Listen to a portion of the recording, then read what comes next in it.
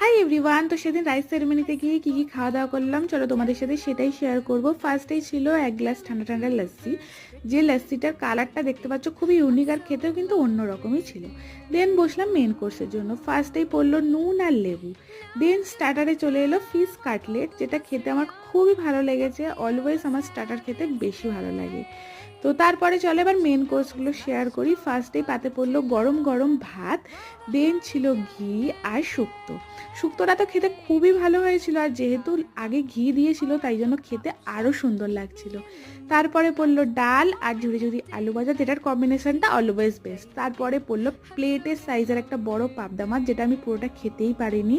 দেন ছিল চিকেন, চাটনি, পাঁপড়, সঙ্গে পায়েস।